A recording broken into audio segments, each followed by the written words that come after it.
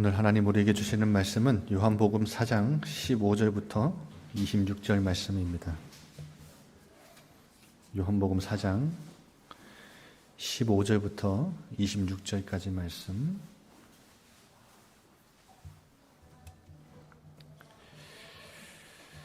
우리 다 같이 한 목소리로 합독하겠습니다. 여자가 이르되 주여 그런 물을 내게 주사 목마르지도 않고 또 여기 물 기르러 오지도 않게 하옵소서. 이르시되 가서 내 남편을 불러오라.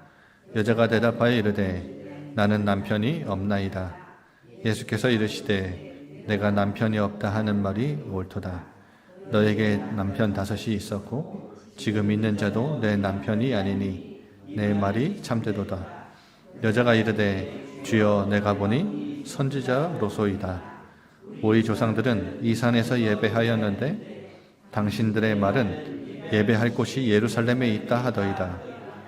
예수께서 이르시되 여자여 내 말을 믿으라. 이 산에서도 말고 예루살렘에서도 말고 너희가 아버지께 예배할 때가 이르리라. 너희는 알지 못하는 것을 예배하고 우리는 아는 것을 예배하노니 이는 구원이 유대인에게서 남이라. 아버지께 참되게 예배하는 자들은 영과 진리로 예배할 때가 오나니 곧 이때라. 아버지께서는 자기에게 이렇게 예배하는 자들을 찾으시느니라. 하나님은 영이시니 예배하는 자가 영과 진리로 예배할지니라. 여자가 이르되 메시아 곧 그리스도라 하는 이가 오실 줄을 내가 아노니 그가 오시면 모든 것을 우리에게 알려주시리이다. 예수께서 이르시되 내가 말하는 내가 그라 하시니라. 아멘.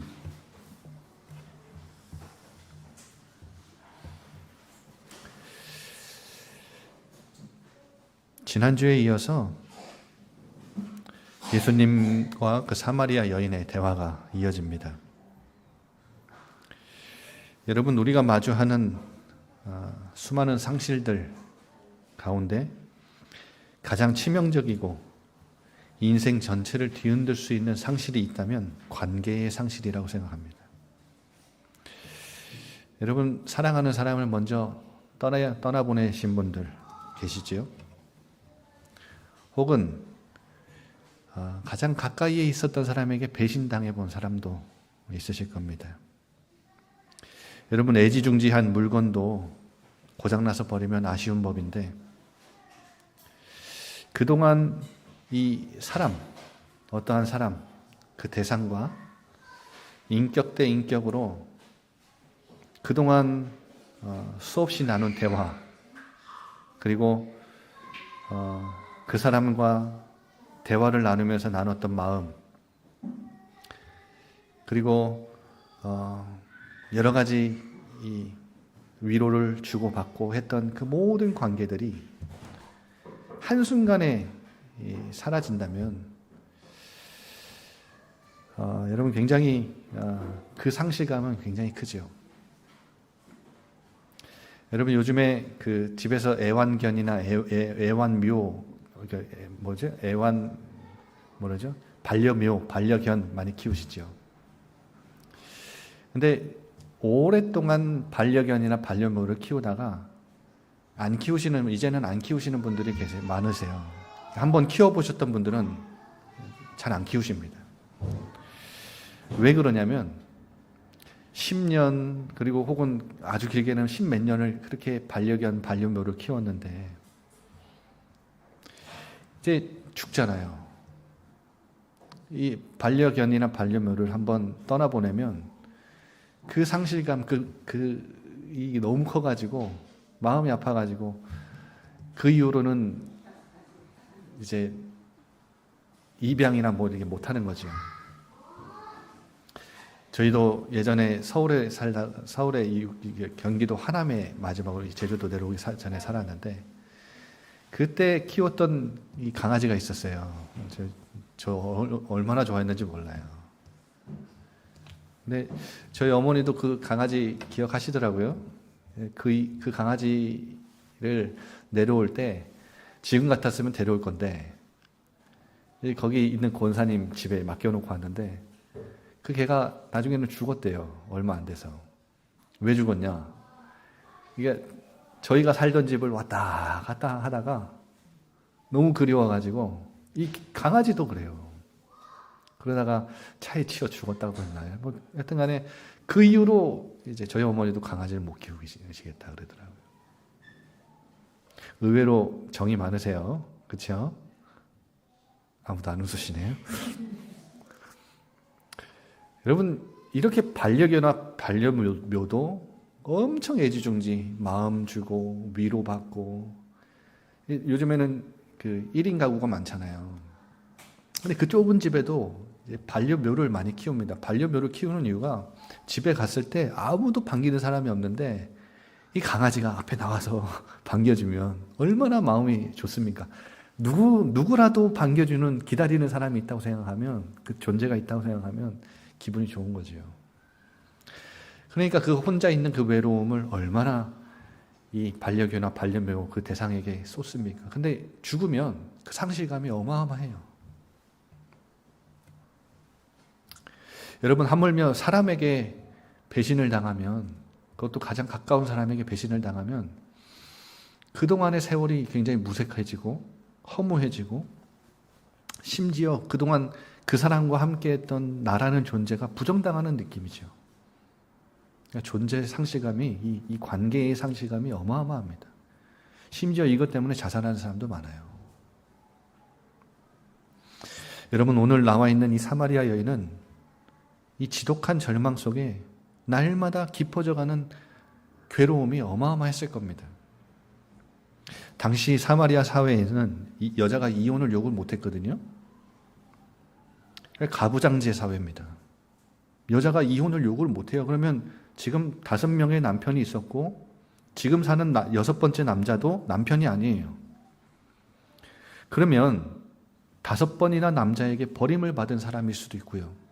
혹은 남편이 죽었을 수도 있잖아요. 그런데 남편이 죽어도 한두 명이지 5명이나 죽었다고 하면, 여러분, 사람들에게 그 사마리아 그 사회에서 이 여자는 어떤 여자겠어요? 만나기만 하면, 같이 살기만 하면 남자를 잡아먹는 사람, 남편을 잡아먹는 여자라고 낙인 찍히지 않았겠어요? 이 여자가 지금 자살하지 않고 우물가에서 예수님을 만난 것 자체가 굉장히 대단해 보이지 않아요? 여러분, 굉장한 우울증에 시달렸을 것이고, 지금 같았으면요, 대인 기피증도 있는 것 같아요. 그 뙤약볕에 아무도 물 기르러 오지 않는 그때 물을 기르러 나오잖아요. 혹은 은둔형 외톨이라고 부를 수도 있지요. 이 여자가 만약에 남자를 계속 바꾼 거라면, 의도적으로 바꾼 거라면 관계 중독일 수도 있습니다. 여러분, 관계 중독 아시죠? 타인에게 집착하는 거예요. 나라는 존재의 그 확인을, 입증을 남에게서 계속해요. 그러니까 이 타인에게 의존할 뿐 아니라 집착하기도 하고, 이 혼자 있는 그 외로움을 견디지 못하죠. 여러분, 사실 모양만 다르지요. 하나님 떠난 모든 인생이 이런 상실감과 절망 속에 살아가는 기구한 운명들인 것 같습니다. 이 여자는 그 결핍을 채워보려고 찾은 쾌락이 바로 남자예요. 여러분, 한마디로 이 여자는 자꾸 갈증이 생기니까 바닷물을 들이키고 있었던 겁니다. 그런데 예수님이 내가 주는 물을 마시면 영원히 목마르지 않을 것이다 라고 이렇게 얘기를 하시니까 얼마나 귀가 번쩍 뜨였겠어요. 얼마나 귀가 쫑긋했겠습니까? 얼마나 좋은 소식이에요. 이 물 없으면 살 수가 없잖아요. 그래서 이 사람들의 시선이 없을 때, 사람들에게 노출되지 않을 때 정오에 물을 들어왔던 이 여자가 더 이상 물을 기르지 않아도 된다라고 하는 이 예수님이 주는 물은 더 이상 물을 기르지 않아도 되는 물이잖아요. 멀리까지 지금 이 고통 속에 고생하면서 수고하면서 물을 기르러 오지 않아도 되는 거예요, 이제는. 그래서 오늘 15절에 그런 물이 있다면 내게 달라고 요구하잖아요.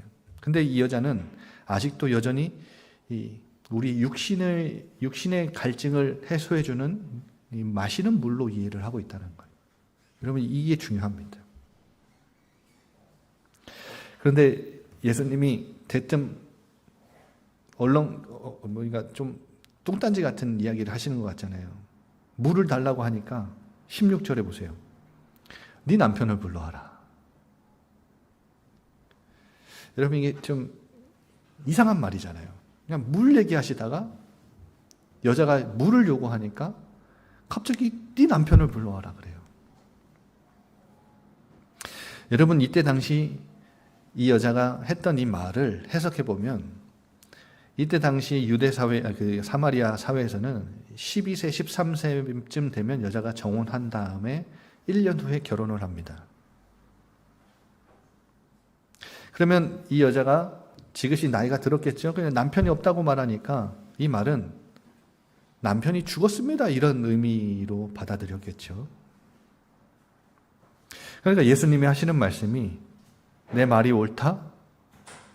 18절 보세요. 너에게는 남편이 5이나 있었고 지금 있는 자도 내 남편이 아니니 내 말이 참되다. 여러분, 이 여자의 말을 들으신 예수님은 맞다고 옳다고 얘기를 하시는데 사실은 이 여자의 이 말은 남편이 없습니다, 내 남편은 죽었습니다, 이 말은 사실을 얘기했지만 진실은 감춘 말이죠. 그러면 예수님은 내 남편을 불러오라고 얘기하신 이 얘기는 뭐냐면 이 여자가 말한 육신의 갈증을 해소해주는 물이 아니라 영원히 목마르지 않는 예수님 안에 있는 성령을 주시기 위해 하신 말씀이에요. 무슨 말이냐? 예수님 안에 있는 영원히 목마르지 않는 성령을 받으려면 무엇이 시작되냐면 불편한 진실을 마주해야 됩니다. 여러분, 진짜 신앙생활은 내가 죄인이라는 사실을 깨달을 때, 그 복음이 내 복음이 될 때 시작된다고 제가 누누이 말씀드렸죠. 불편한 진실을 마주해야 돼요. 지금 현대인들은 교회 나가서 당신은 죄인입니다, 이 영적인 사실을 얘기해 주는 것을 싫어하죠. 그래서 교회를 안 나갑니다.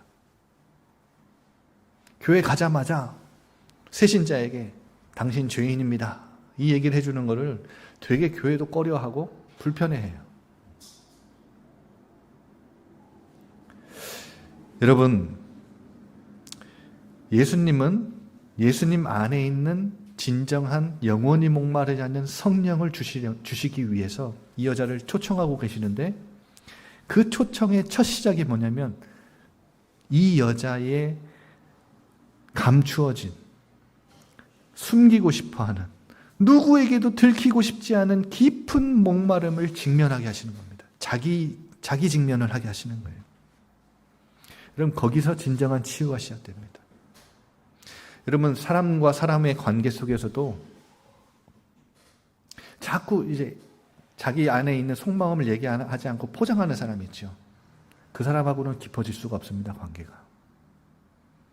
자꾸 이제 나는 괜찮은 척, 나는 아무렇지 않은 척, 아픔이 있는데 힘들고 지치고 기대고 싶은 이 사람이 이 사정이 있는데 자꾸 만나서 대화하면 자꾸 자기는 아무것도 다 괜찮은 것처럼.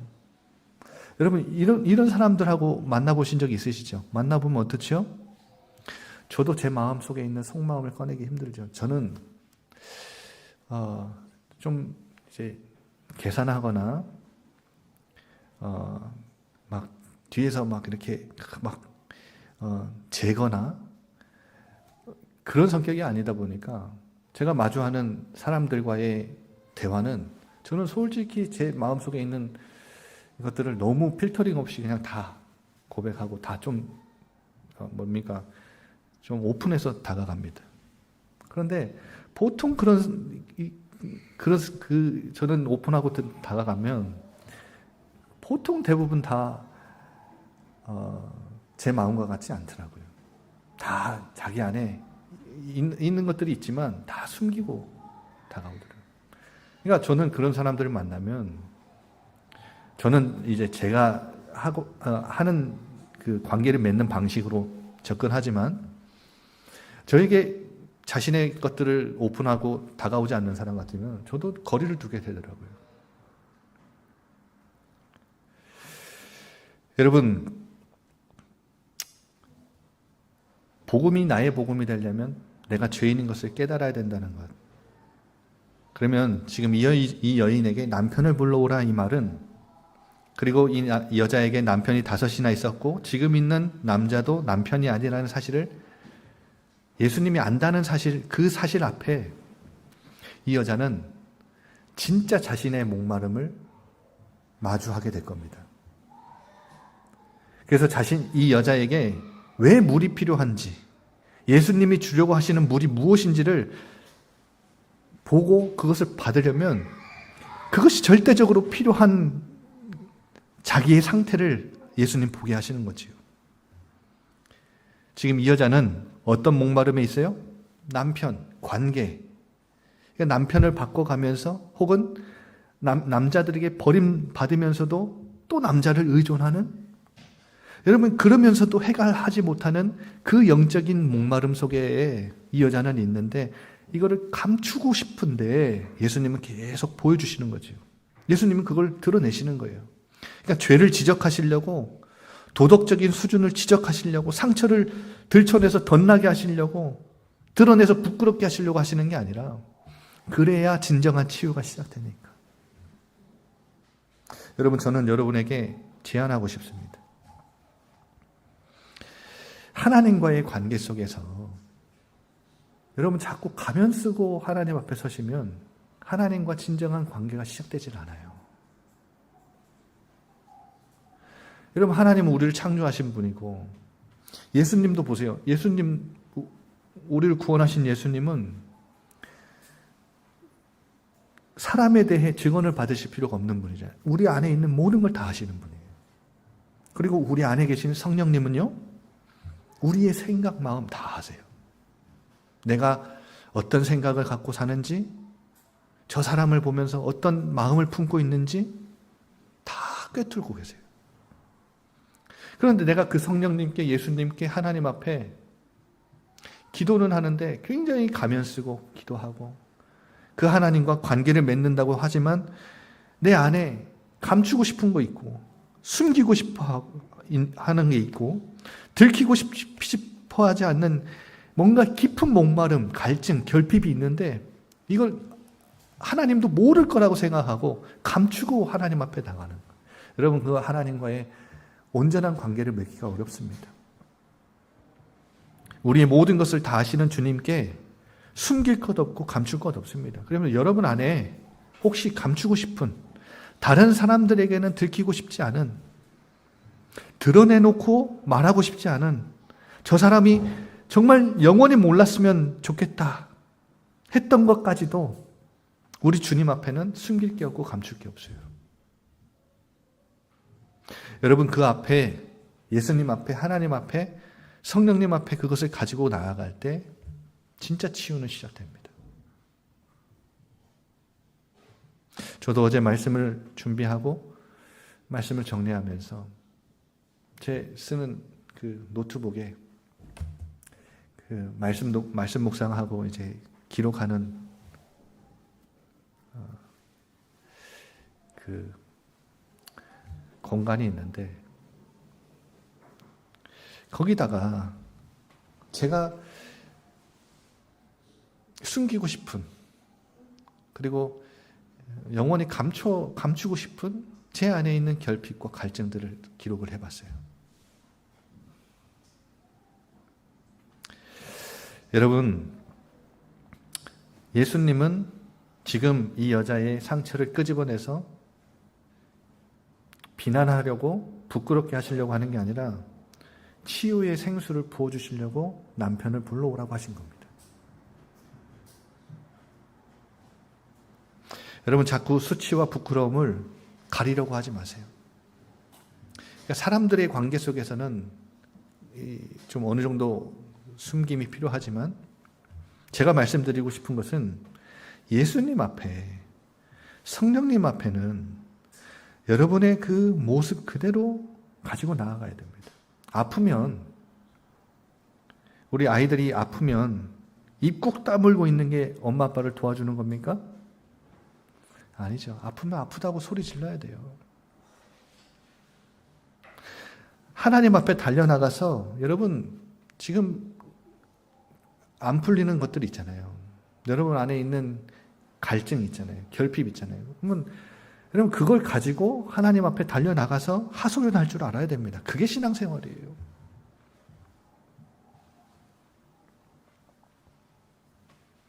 여러분 이번 한 주간 불편한 진실들을 마주해 보시기 바랍니다. 여러분 안에 있잖아요. 여러분 어떤 결핍과 어떤 목마름 속에 살아가고 계십니까?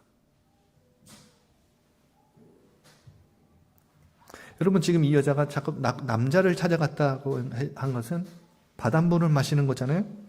여러분 디지털 스마트폰이나 디지털 미디어 중독, 쇼핑도 중독이죠. 어떤 분들은 일에도 중독이 돼요. 어떤 사람은 운동에도 중독이 되고 어떤 사람은 자기개발에도 중독이 됩니다. 여러분 자기개발에 중독된 사람들은 쉬는 것도 죄책감을 느껴요.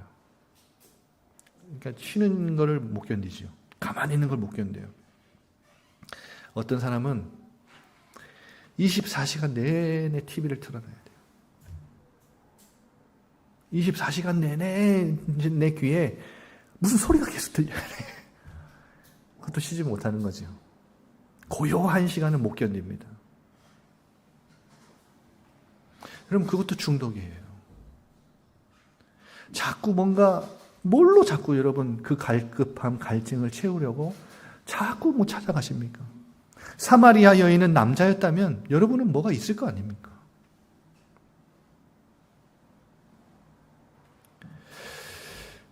여러분 이 예수님이 이제 자신 안에 있는 생수를 이 여인에게 부어주시려고, 선물로 주시려고 하십니다. 그러려면 예수님이 누군지를 분명히 알아야 되겠죠? 그러니까 이 여자가 예수님이 자신의 인생을 다 꿰뚫고 계시다라는 것을 알고 나니까 당신은 선지자인 것 같습니다. 여러분 선지자는 이 예견하는 사람이죠. 예언하는 사람들이에요. 미래를 예언하는 사람들이에요. 그러니까 이 사람은 유대인 선지자다. 19절에 보면 당신은 내가 보니까 선지자 같습니다. 그러니까 인식이 좀 변화됐죠. 그러니까 특별한 통찰력을 소유한 선지자 같습니다 라고 얘기하면서 이 여자도 뭔가 뚱딴지 같은 질문을 하잖아요. 또. 그러니까 이게 오늘 본문은 뚱딴지 같은 소리가 두 개가 다 나오는 거예요. 근데 이게 다 연결이 돼 있는 거예요. 21절에 이 여자가 갑자기 대뜸 예수님께 뭘 물어요? 20절에 우리 조상들은 사마리아 사람들은 이 산이 그리심산입니다.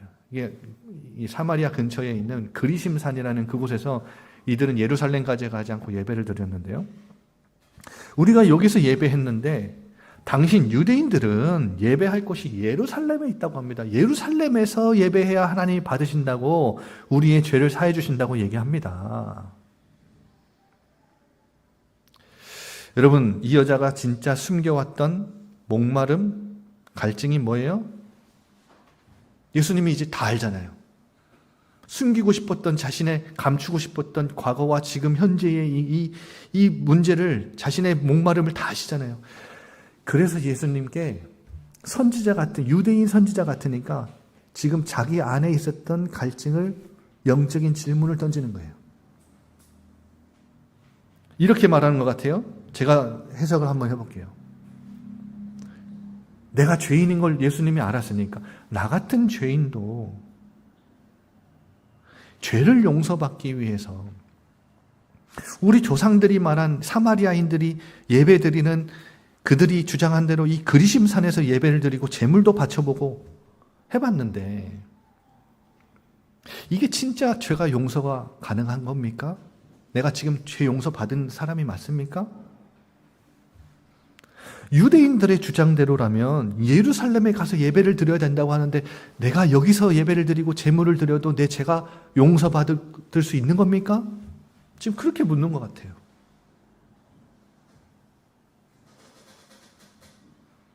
그러니까 유대 출신 선지자에게 그동안 자신 안에 가득했던 신에 대한 갈망으로 자기가 죄인인 걸 아니까 이 죄 용서받으려고 그리심산에 가서 예배를 드리긴 했지만 제물을 드리긴 했지만 의구심이 있었던 거예요. 왜냐? 유대인들은 예루살렘에서 받으시는 제사만 하나님이 받으신다고 주장을 하니까 이 주장이 다른 거죠. 그러니까 늘 갖고 있었던 이 의구심이 궁금한 거예요. 여러분 장소에 대해서 질문했는데 예수님은 때에 대해서 대답하십니다. 21절에 내 말을 믿으라. 이 산에서 그리심산도 말고 예루살렘에서도 말고 너희가 아버지 하나님 앞에 진정으로 예배드릴 때가 오는데 22절에 이 너희가 알지 못하는 것을 예배하고 우리는 아는 것을 예배한다. 이 말은 무슨 말이냐면 사마리아 사람들은 모세 오경만 정경으로 믿었습니다. 그러니까 모세 오경만 믿었던 사람들은 지금 이 모세가 축복과 저주를 선언했던 이 그리심산 그 사이에서 했거든요. 그러니까 그리심산에서만 예배를 드리는 게 정당하다고 주장을 했는데 그건 틀렸다라는 거예요. 구원은 유대인에게서 나기 때문에 그거는 틀린 것인데 근데 그게 중요하지 않다는 말입니다. 23절에 또 부연해서 설명하시죠. 아버지 하나님 앞에 참되게 예배하는 자들은 어떻게 예배하는 때가 온다고요? 영과 진리로 예배하는 때가 올 것이다. 근데 그때가 언제예요? 곧 이때라. 지금 그때가 이미 시작됐다. 여러분 예수님이 이 땅에 오신 이후에는 어떤 장소가 예배의 개념이 아닙니다. 예전에는 예수님 오시기 전에는 예루살렘에서 예배 드리는 게 맞았어요. 그런데 이제는 장소가 아니에요. 아버지는 이렇게 예배하는 자들을 찾으시는데 24절 다 같이 읽어봅니다. 시작. 하나님은 영이시니 예배하는 자가 영과 진리로 예배할지니라. 여러분 예전 성경에는 신령과 진정으로 예배. 근데 지금 잘 번역이 된 거예요. 신령과 진정으로 예배할지니라 하면 뭐가 느껴지십니까, 여러분? 뭔가 신령하고 뭔가 거룩하고 목사님이 다 넥타이 정장만 입고 가운 다 입고 할렐루야 하면서 목소리 컥 쉬어가지고 뭔가 신령하고 진정하면 뭡니까? 진정 마음이 진심을 다해갖고 막 쥐어 짜내면서 막 진심으로 하나님 하면서 나와야 그 예배를 받으신다고 생각하는데 아닙니다. 틀렸습니다. 분위기 아닙니다. 겉모습이 아니에요. 물론 여러분 복장을 정갈하게 하고 분위기가 좋으면 환경이 깨끗하면 여러분 너무 좋죠. 그런데 하나님은 그런 예배를 받으시지 않는 거예요. 그러니까 그것이 예배의 중요한 요소가 아니라는 거예요. 그건 우리의 관심사지 하나님의 관심사는 아니라는 겁니다. 자기 소유 건물에서 예배를 드려야 하나님 받으신다. 그런 게 없습니다. 그러면 우리 교회처럼 새 들어서 사는 이 예배는 안 아닙니다. 여러분 이런 관점에서 큰 교회 작은 교회도 아닙니다. 하나님의 관심사 그게는 수성 빌딩 2층에서 드리는 예배만 예배다 이렇게 인정하지 않으신다니까요. 수성 빌딩 어딘지 아시죠? 수성 빌딩 어딘지 모르시면 안 됩니다. 이 건물이 수성 빌딩이잖아요. 수성 빌딩 2층에서 서광로 249번지 거기서만 드리는 예배가 아니라는 거예요. 어떤 자들을 찾으신대요? 참된 예배는 뭐래요? 진리와 영으로 드리는 예배. 그런 예배자를 찾으신다. 이 여자에게 이렇게 말씀하시는 것 같아요. 너가 그리심산에서 죄를 용서받으려고 제물을 드리고 예배를 드렸어? 근데 유대인들은 예루살렘에서 드린다고 하지. 근데 예루살렘에서 드리는 게 맞아. 그런데 그때는 지나갔어. 이제 그때는 끝난 거야. 진리이신 예수님 안에서 나를 올바르게 알고 내 안에서 예배를 드리고, 그러니까 지금 때에 대해서 말씀하시는 것 같은데 사실 장소예요. In the Spirit and Truth. 그러니까 예수님 안에서, 성령님 안에서. 따라해 봅시다. 예수님 안에서, 성령님 안에서. 그래서 여러분, 지금 이 시간 우리가 예배를 드리는데 예수님이 이 자리에 없고 우리가 예수님 안에서 예배를 드리는 게 아니면 우리 예배는 헛된 예배예요. 하나님 받으시잖아요. 우리가 드리는 이 예배에 성령님 안에서 우리가 드리는 예배가 아니라면 하나님은 그 예배를 받지 않으십니다.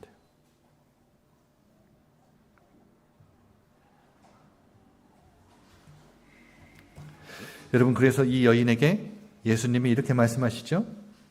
이 여자는 메시아 그리스도가 오시면, 아직은 내가 이해를 하지 못하겠지만 그때가 되면 우리에게 알려주실 것인데, 그러니까 우리에게라고 하는 것은 나와 당신에게도 알려주실 것인데 내가 그때까지 기다려보겠습니다, 이 말이에요. 25절은. 26절에 예수님이 뭐라 하세요? 내게 말하고 있는 내가 바로 네가 말한 그리스도다, 메시아다. 아주 분명하게 밝혀서 보여주시죠. 나는 유대인의 선지자, 그런 존재가 아니라 내가 바로 네가 말한 메시아 그리스도다. 여러분, 이 사실을 분명하게 알아야 예수님을 영접하고 예수님을 믿어야 뭐가 임해요? 생수, 성령님이 임하시죠. 그래서 오늘 이 여자에게 예수님은 예수님이 그리스도 되심을, 하나님의 아들이심을, 메시아이심을 올바르게 깨닫고 예수님을 영접해서 성령으로 거듭난 자, 그러니까 영원히 목마르지 않는 생수를 얻는 자가 되기를 원하시는 거예요. 그래서 오늘 이 말씀을, 남편을 불러오라는 말씀으로 지금 이 말씀을 하고 계시는 겁니다. 여러분, 다음 주에 볼 건데 이 여자가 예수님을 영접했는지, 빛의 자녀가 되었는지, 위로부터 다시 태어난 자, 성령으로 거듭난 자가 됐는지 아닌지를 확인하게 될 것입니다. 여러분, 이 여자는 목마름에 자꾸 이 땅의 우물을 기웃거리던 사람이에요. 남자도 아닙니다. 그리심산도 아니에요. 여러분, 지금 우리가 이 땅에서 예수님을 통해서 영원히 목마르지 않는 성령을, 생수를 우리에게 허락해 주셨는데 우리도 이 사실을 놓치고 모르면 자꾸 이 땅의 우물을 기웃거려야 돼요. 목마를 때마다. 여러분, 남자도 아닙니다. 그리심산도 아니에요. 어디 장소를 찾아간다고, 어디 사람 바꾼다고, 환경 바꾼다고 이 목마름, 갈증이 해결되는 거 아닙니다. 돈 많이 번다고 해결되는 것도 아니고, 술로 매일 취해봐도 그것도 해결되는 거 아닙니다.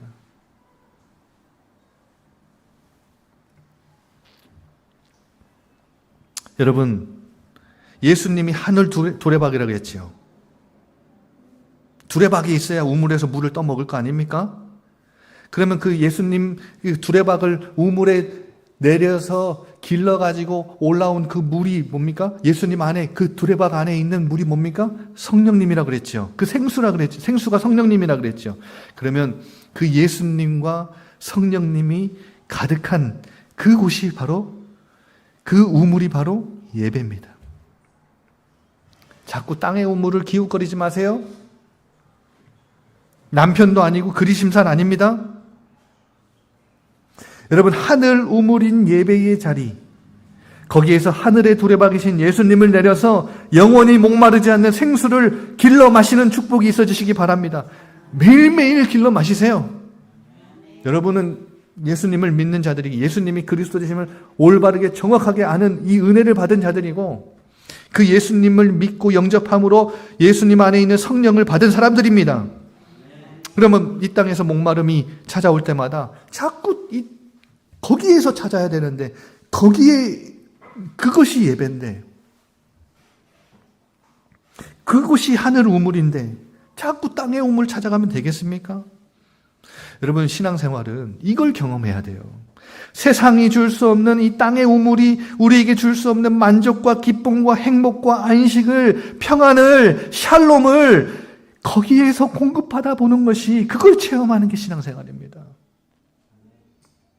예수님 안에서, 성령님 안에서 하나님을 예배하는 그 자리가, 그 우물에서 이 하나님이 주시는 그것들을, 그 자원들을 공급받는 것이, 하늘의 자원을 공급받는 것이, 여러분, 그게 신앙생활입니다. 얼마나 놀라운지 몰라요.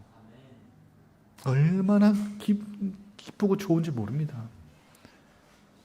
여러분, 그래서 제가 여러분을 꼬시는 거예요, 지금.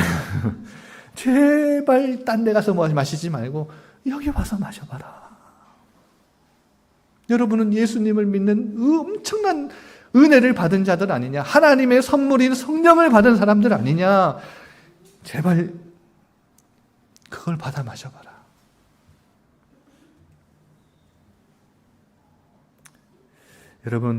여러분 안에 숨기고 싶은 깊은 그 목마름, 갈증, 그거를 직면하시고 예수님 안에서, 성령님 안에서 여러분 그 예배를 드림으로 그 우물 안에서 생수를 받아 마시는 놀라운 축복의 한 주간이 되시기를 소망합니다. 그래서 여러분, 무엇을 가장 큰 소망으로, 가장 큰 은혜로 여기고 계십니까? 주님의 날개 아래 거하는 것, 주님의 임재 안에 거하는 것, 예수님 안에서, 성령님 안에서 예배하는 그 자리, 그것이 나의 가장 큰 소망이요, 가장 큰 은혜임을 이 시간 이 찬양을 통해서 고백합시다. 이 찬양하면서 준비하신 예물을 하나님 앞에 드립시다.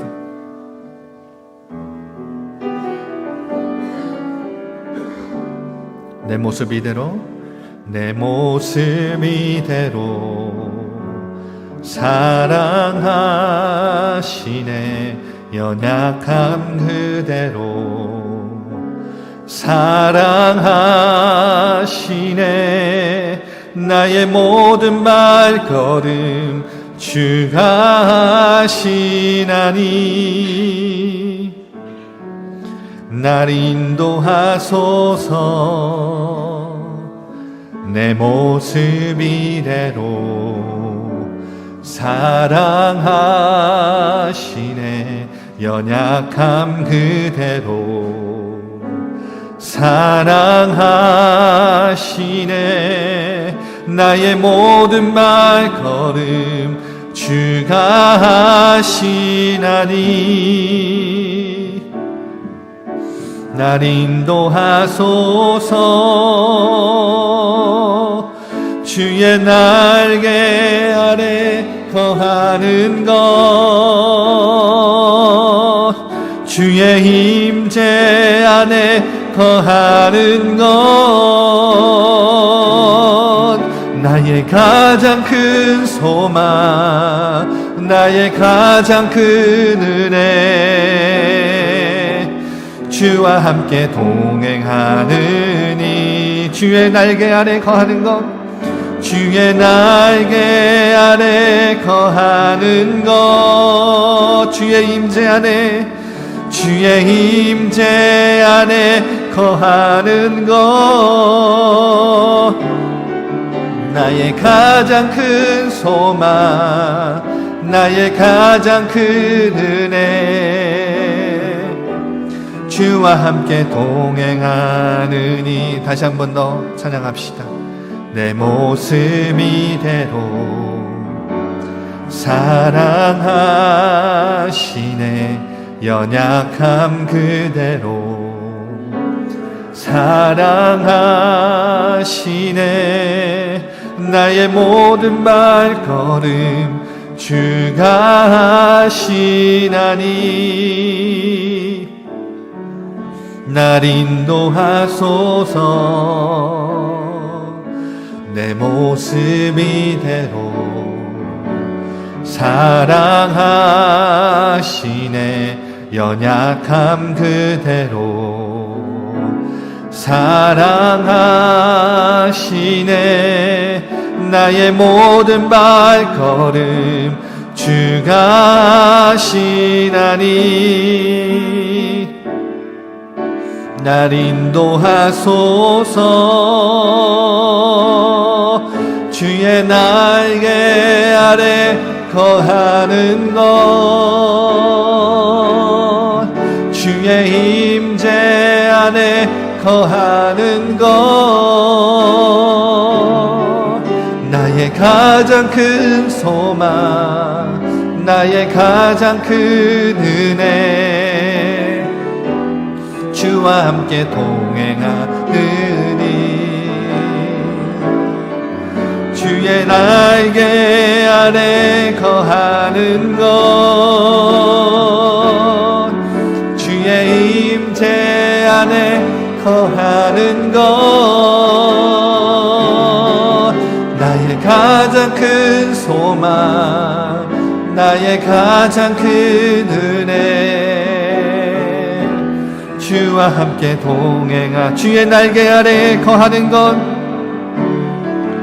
주의 날개 아래 거하는 것 주님의 임재 안에 주의 임재 안에 거하는 것 그것이 나의 가장 큰 소망입니다 가장 큰 소망 나의 가장 큰 은혜 주와 함께 동행하느니 주의 날개 아래 거하는 것 주의 임재 안에 거하는 것 나의 가장 큰 소망 나의 가장 큰 은혜 주와 함께 동행하느니